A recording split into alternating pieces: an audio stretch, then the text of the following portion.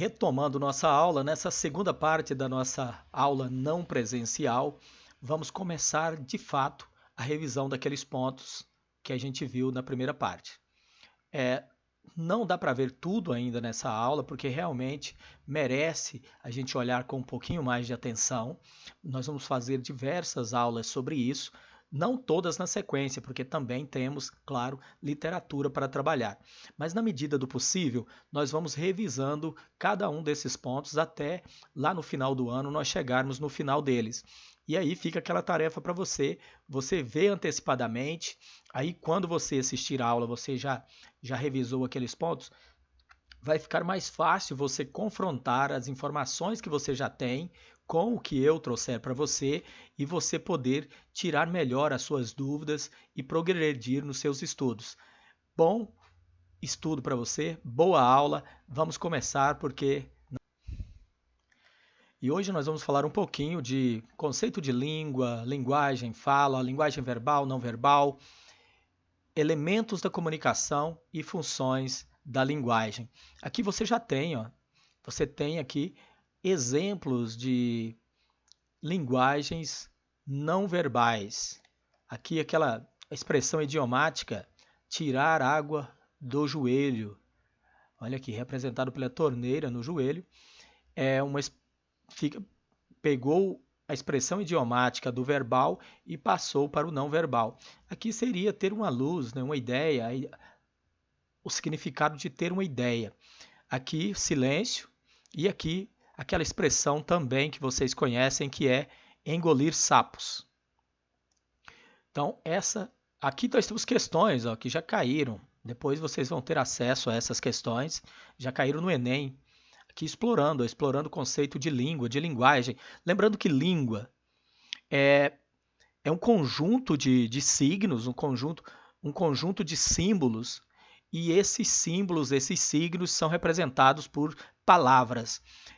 Mas fora das palavras, nós temos também no visual a ideia do signo, a ideia do indício, a ideia do símbolo. Aqui, por exemplo, é o símbolo, a pombinha, né? A pomba da paz, ela representa um símbolo. Aqui nós temos um indício, que é uma pegada. Uma pegada é um indício porque indica que alguma coisa aconteceu. Quando a gente vê uma pegada, a gente sabe que alguém passou em determinado lugar. Poderia ser uma pegada, poderia ser um pneu de automóvel. Todos fariam o tal do indício. Podem ser nuvens negras no céu, indicando também que vai vir uma tempestade. Aqui novamente, nós temos um idioma inteirinho, que é o mandarim, e ele evolui através de símbolos também não verbais. Desenhos em paredes de caverna se tornaram lá na frente simbologia, se tornaram o ideograma, a palavra. Tem uma questão envolvendo o Enem que cobra em cima disso. Você tentar deduzir qual foi a evolução de um símbolo que era de parede de caverna até chegar na ideia do idioma hoje. E nós temos as famosas tirinhas, nós temos mais uma representação aqui, que é um cartoon. Então, e a diferença básica de língua, linguagem e fala. Língua, então, é esse conjunto de signos que utilizam palavras como de forma simbólica. Cada palavra representa um elemento desse código, é um código simbólico em que a gente simboliza tudo com palavras. A fala é uma representação, é o que eu estou fazendo aqui agora, o que você faz aí em casa. Então, a fala é uma representação desse universo. É quando eu coloco em prática a língua. Então, qual a diferença de língua e fala? A língua é o código, a fala é eu usar esse código. Toda vez que eu uso esse código, seja escrevendo, seja falando, eu estou utilizando o que a gente chama de fala. E a linguagem pode ser outros conjuntos, quaisquer conjuntos de códigos, não necessariamente com palavras, mas ela pode usar cores, gestos, pode usar sons, batidas e por aí vai. Quer dizer, a linguagem ela é enorme, ela é infinita, ela é praticamente impossível de você conter. porque duas pessoas já criam uma linguagem. Uma linguagem precisa de duas pessoas para existir. Já um idioma, ele é mais complexo, porque através dele nós podemos representar emoções, sentimentos, pensamentos, nós podemos interagir em um ato de comunicação. Então, essa é a diferença. A linguagem é mais ampla do que a língua. A língua. E aí, outro ponto interessante é que a língua ela é universal, porque ela é para todo mundo. Ela é para mim, para você. Você nasce, ela já existe. Você vai passar dessa para melhor e ela vai continuar existindo. A língua, de certa forma, ela não precisa de mim para existir. Ela existe independente de mim. Quando eu nasci, ela já existia e ela vai continuar existindo. Mas tem um fator, ela precisa de pelo menos duas pessoas para ser considerada uma língua viva. A partir do momento que ela tiver só um último falante ou nenhum, ela vai ser uma língua morta. Já a fala já não é universal, a fala ela é um ato individual. Quer dizer, depende de cada pessoa tem seu jeito de usar. Aqui nós temos a grande pergunta: o que é preciso para haver comunicação? O que é necessário para que haja comunicação? O que é preciso? Eu preciso de quê? Para que haja, para que exista a comunicação. O que acontece num ato comunicativo? Quando duas pessoas decidem se comunicar, quando elas sentam uma diante da outra, ou elas estão mesmo que seja em pé diante uma da outra, ou deitadas, sei lá, não importa como elas estejam, mas quando elas pensam em se comunicar, seja pela escrita, seja pela fala oral, como? Como que acontece essa comunicação? Estudos mostram, e estudos de formalistas russos, eles mostram que para que haja comunicação é necessário a ação desses 6 elementos aqui. Eu preciso desses 6 elementos. Professor, mas eu posso fazer um ato comunicativo, uma comunicação só com 3 deles? Eu só preciso do emissor da mensagem e do receptor.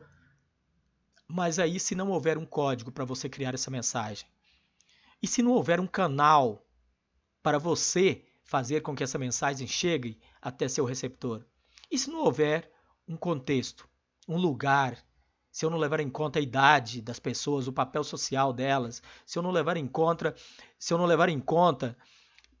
por exemplo, se eu estiver dentro de uma boate, um lugar bem barulhento mesmo, como que eu faço para fazer com que a mensagem chegue até o meu receptor?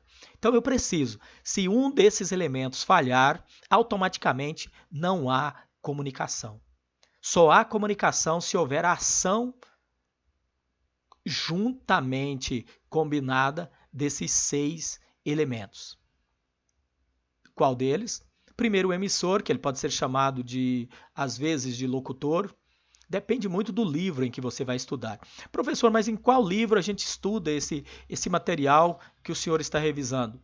Você pode revisar em qualquer livro de primeiro ano, apostila, materiais da internet, não importa, mas a matéria básica ela é do primeiro ano do ensino médio. E é engraçado, porque depois que você estuda esses elementos aqui, a sua capacidade de interpretação já melhora muito, já melhora bastante. Então você tem a pessoa que cria, que é o emissor, o locutor, você tem a pessoa que vai receber. Quando eu digo emissor, eu digo pessoa, mas não precisa ser uma pessoa, pode ser uma empresa, pode ser o governo criar uma mensagem, qualquer ser que cria a mensagem, qualquer ser que receba a mensagem é o receptor. O receptor pode receber o nome de locutário, o receptor pode ser o leitor, pode ser o telespectador, pode ser o próprio observador, ele pode ser o espectador. O nome que esse ser vai receber, não importa, ele pode ser o público-alvo, por exemplo. Se for uma empresa fazendo uma campanha publicitária, esse receptor vai se chamar público-alvo. Você vai variar isso conforme o exercício. Vai cair uma questão X, você vai lá e observa. A mensagem não precisa explicar, é o que eu estou dizendo mesmo, é o assunto daquele ato comunicativo, é o que eu estou dizendo para o meu receptor. O código é a linguagem que você usa, é o sistema de signos, é o sistema de sinais, são os símbolos que você usa para criar essa mensagem. A gente diz codificar. O sistema que você usar para codificar essa mensagem, a gente vai chamar de código. No caso nosso aqui, nosso código é língua portuguesa. Língua portuguesa é uma espécie de código, já falamos, mas um código que usa palavras como símbolos. E nós temos o canal.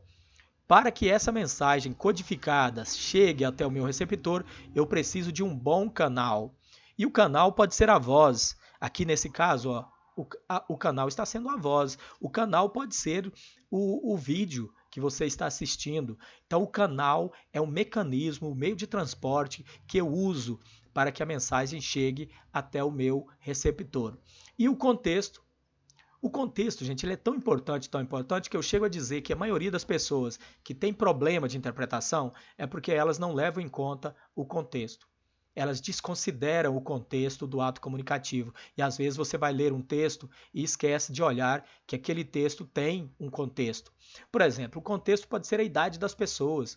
Não adianta eu querer me comunicar com uma criança de 5 anos de idade da mesma maneira que eu me comunico com uma pessoa de 20 anos, ou 18, ou de 15, ou uma pessoa já de 60 anos. A pessoa vai ficando mais idosa, tem um jeito também especial de se comunicar com ela. Se vocês, jovens, vão fazer uma palestra na Câmara dos Vereadores, aquele contexto é diferente do que você ter uma conversa numa reunião familiar, durante, sei lá, uma pamonhada em casa. Então, o jeito de se comunicar muda de acordo com o ambiente. Então, o ambiente é o contexto. A idade das pessoas faz parte do contexto. Então, todos esses elementos extralinguísticos na hora do ato comunicativo faz parte do contexto.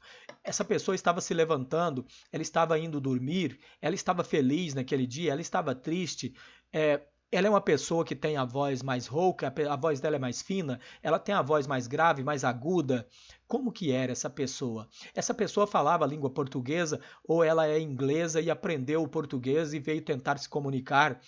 Tudo isso era era era era tudo que você tinha que levar em conta. E aí você às vezes não leva e você erra a questão. Então, o contexto é muito importante. Outra coisa do contexto, o papel social que as pessoas desempenham. Era um médico, era um paciente, era um advogado, era seu cliente, era um advogado dentro de, de um tribunal defendendo o seu cliente. Esse cliente era uma mulher, era um homem, esse cliente era uma grande empresa.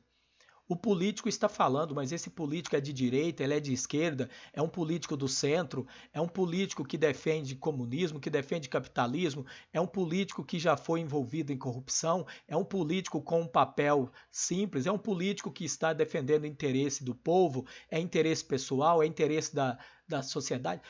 São tantos fatores, tá vendo? O contexto ele é muito interessante. Você tem que contextualizar aquele ato comunicativo para você entender melhor. E aqui nós temos que o código, né, ele pode ser tudo isso, a palavra escrita, gestos, sinais, sons, cores, desenhos, tudo isso faz parte.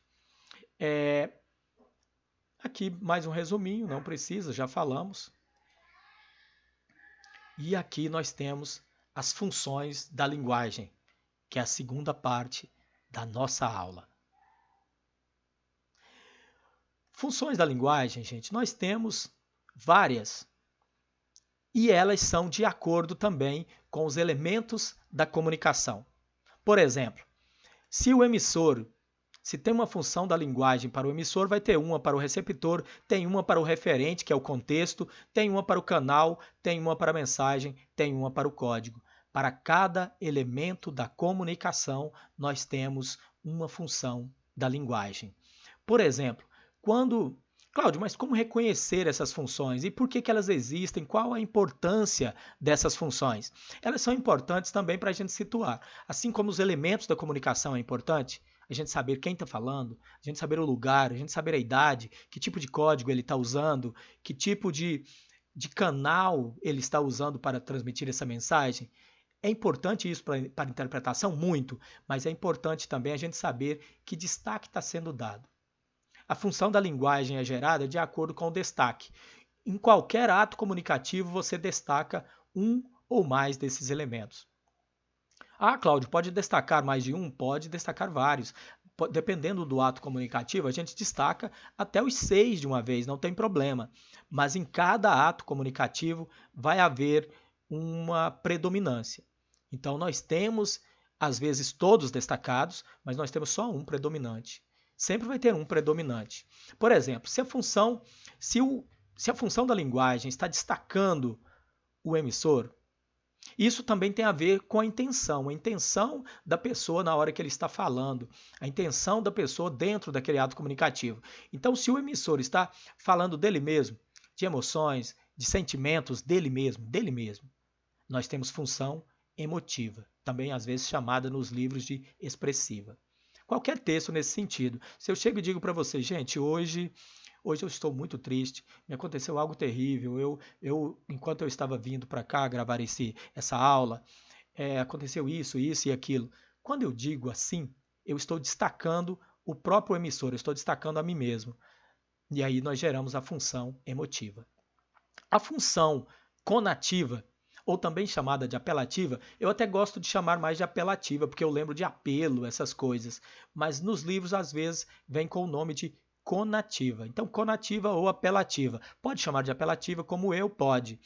A função apelativa é quando toda a mensagem, quando todo o ato comunicativo está centrado na pessoa que vai receber. Não está mais centrada em quem está criando a mensagem. Está centrada na pessoa que vai receber. Aí nós teremos então a função chamada apelativa. Cláudio, mas em que tipo de texto? Campanha publicitária, todas elas. Se você quer que alguém... Como que eu reconheço, Cláudio? Se você quer que alguém mude o seu comportamento, nós teremos função apelativa. Ou seja, todo texto que quer mudar de alguma forma o comportamento do receptor será um texto de função apelativa. É fácil de reconhecer? Muito fácil de reconhecer. Todo texto, nesse sentido, vai ter função apelativa. A outra função muito importante é a função referencial, que ela é centrada no contexto. Cláudio, como que reconhece a referencial? Como que reconhece essa função que destaca o contexto? Primeiro você tem que saber o que é o contexto. Lembrando lá o que é o contexto, que são todos esses elementos que fazem parte do ato comunicativo, idade, a hora do dia, os papéis sociais, toda aquela coisa da primeira parte da aula. Então nós teremos que a função referencial, ela centra-se em algum referente mesmo. Quando o foco da conversa é algum referente. Eu falo sobre alguém, eu dou alguma informação, eu falo de uma festa, o dia que ela vai acontecer, eu falo por que um remédio deve ser usado assim e não de tal jeito, que horas que eu vou tomar esse remédio, ou seja, bula de remédio é referencial, manuais e, claro, textos de noticiário, textos que querem passar informação. Função fática, ela é simples de reconhecer, é quando eu quero testar meu canal. Todas as estratégias que você usa para testar o canal, nós vamos dizer que é função fática. Para que isso, professor? Para que a função fática e por que ela é importante? Ela é importante porque sem a função fática, eu não sei se o canal está funcionando. Para eu saber se está havendo comunicação de fato, se a pessoa do outro lado está recebendo a minha mensagem, eu preciso saber se o canal está funcionando. Os testes de canal são típicos da função fática. Por exemplo, um alô. Quando você pega o telefone e você diz alô, você está testando o canal. Quando você pergunta se alguém compreendeu o que você está dizendo, você fala para a pessoa, fulano, você está compreendendo? Quando você está falando, sei lá, um professor dando aula e ele pergunta, turma, todo mundo está recebendo a minha voz? Aí no fundo está conseguindo me ouvir? Nesse caso, nós temos função fática. Todos os testes de canais. Por exemplo, 1, 2, 3, som. 1, 2, 3, teste, teste, teste. Esse mecanismo também é da função fática. Outro muito importante é a função poética. Função poética é o seguinte, claro, mas por que ela é importante? Qual a importância da função poética? Nós temos duas condições para passar uma mensagem. Eu posso simplesmente chegar e dizer a mensagem, de qualquer jeito. Eu dizer para mim que o importante é me comunicar e dizer de qualquer jeito. Só que em determinadas condições, você não pode chegar e dizer a mensagem de qualquer jeito. Você precisa dizer isso de uma maneira mais bonita. Por exemplo, um publicitário. Eu quero vender o meu produto, eu quero vender o produto do meu cliente. Como que eu chego e passo uma mensagem de qualquer jeito? Eu tenho que passar a mensagem, mas não só isso. Eu tenho que passar a mensagem de maneira que ela fique bonita, que ela fique agradável, que ela fique criativa. Onde mais a gente faz isso? Na poesia. Eu não vou escrever um texto de poesia de qualquer jeito. Eu preciso que a mensagem daquela poesia fique bonita. Em todos os textos literários, praticamente, a gente vai fazer isso. Numa música, não adianta eu criar uma letra de música de qualquer jeito. Eu preciso que ela fique bonita. Todos os mecanismos para que a mensagem fique mais bonita são típicos da função poética. É eu colocar a própria mensagem em destaque. Eu destacar a própria mensagem para deixá-la mais agradável, mais bonita. E na função poética, nós vamos ter rimas, nós vamos ter ritmo, figuras de linguagem e tudo mais. Última e não menos importante é a função metalinguística.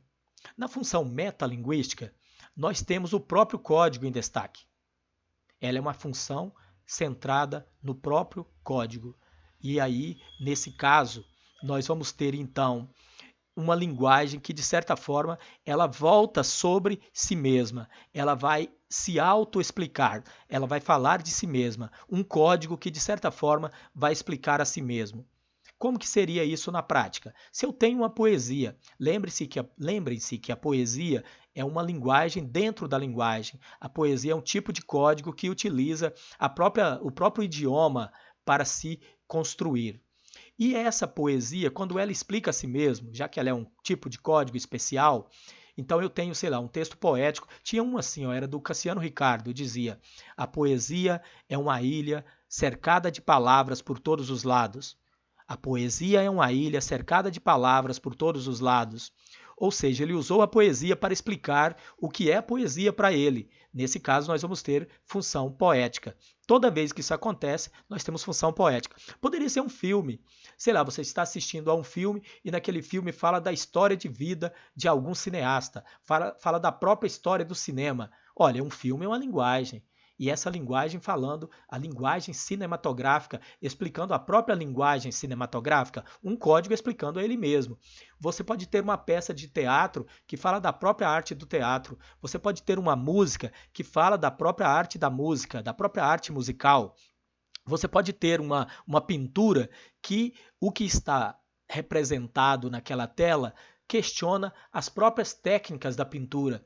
Nesse caso, nós teremos função metalinguística. Tinha até um exemplo legal, que era um quadrinho da Turma da Mônica, em que a Mônica, com o coelhinho correndo atrás dos meninos ali, os do Cebolinha, do Cascão, e de repente ele chegava no fim da tirinha e batia na parede e caía de costas. E ele e o personagem diz: nossa, odeio quando acontece isso na tirinha.